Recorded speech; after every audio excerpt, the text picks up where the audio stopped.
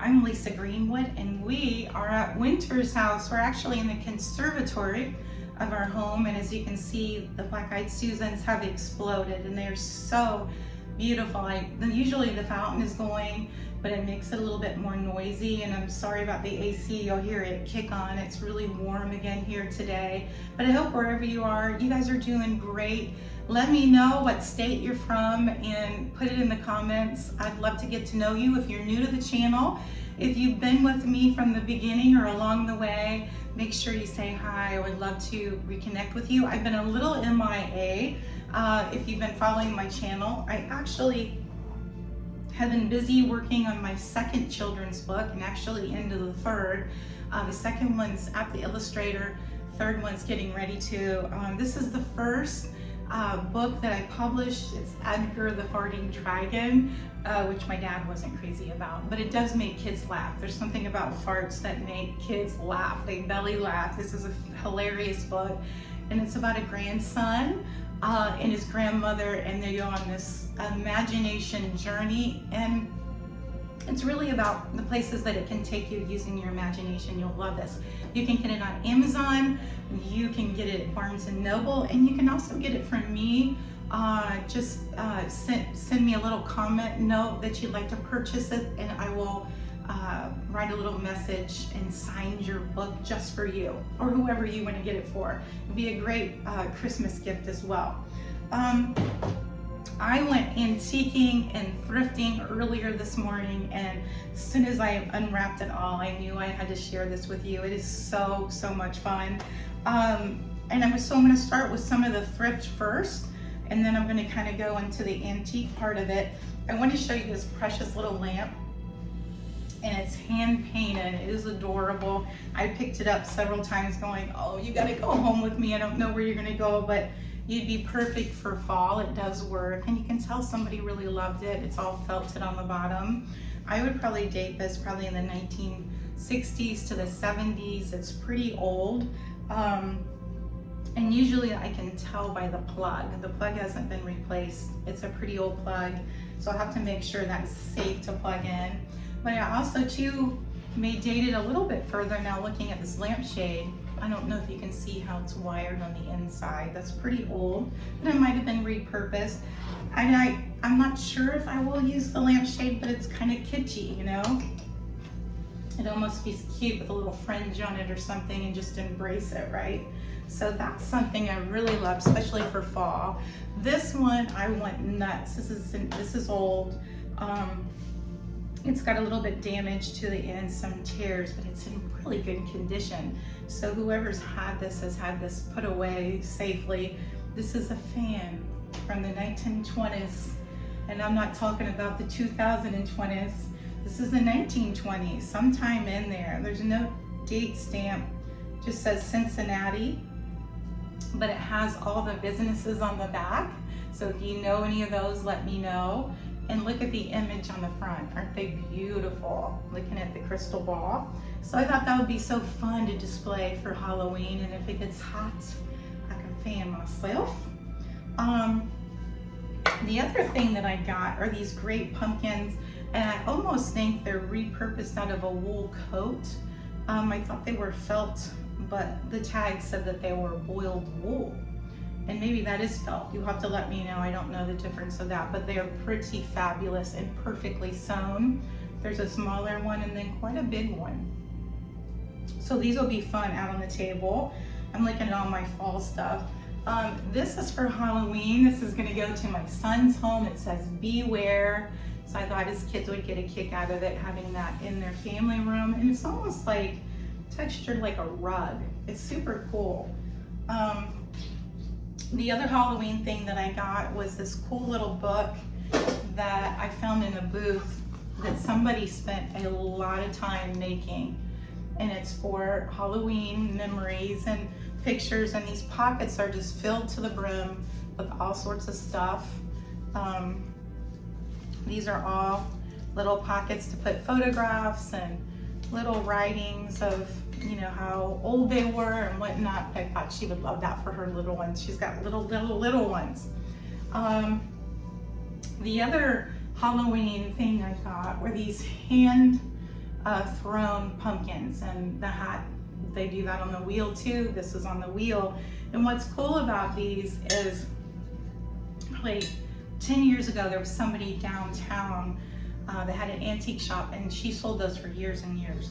And every fall they would be out on this big flower stand in all different shapes, sizes. The faces were a little bit different because they were handmade. And so when I saw this, it must be somebody from the area, and I bought it. There's actually 2 of them. I don't know where the other one, it may still be in the car. And it even came with a candle, so they must have put a candle in it. But I have a whole collection of these. I guess this is where I'm going with that. I already have an existing collection of these in all different sizes, big, little, medium, and so this is gonna go with those. Or to my kids, they collect them as well, and they give that to them for Halloween. The other thing I got is Halloween-y, is this handmade book. This actually came from the other place that I got the book, and this is just DECOR. I think it's a cookbook. And if you watched when I made my Hocus Pocus book, that was a cookbook too, but I just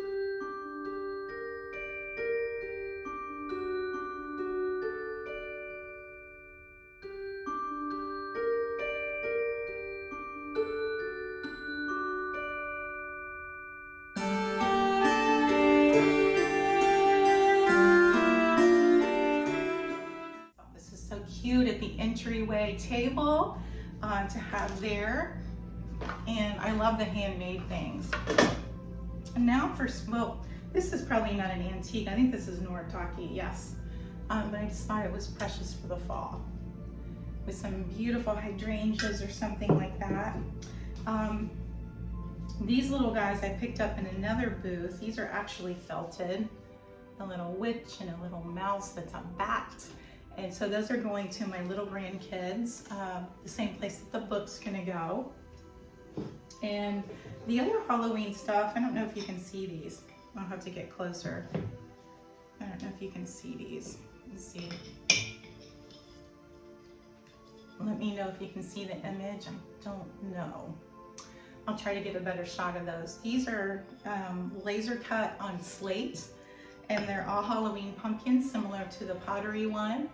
And there's 4 of them. My son just made these for me on his laser, and I love them.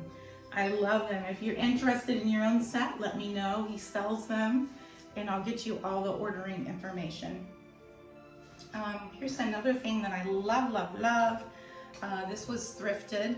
This is actually probably a candle pedestal, or it had a little bird bath or something like that. And I'm going to use it with this that I found too at the antique mall, and then either put a big candle in it, or you could put this pumpkin in it. Look how cute that would be. Look how fun that would be on the center of the table with the flameless candle that you could turn on in the evening. And now they have those remotes. You could just light up in the evening when you get home, because it's starting to get dark soon. I can't believe that. Now, one of the things, if you followed me for a while, you know I'm a Scottish lady, and I also collect Scottish things. And so when I see Scottish things, which I don't see very often in our area, I scoop them up.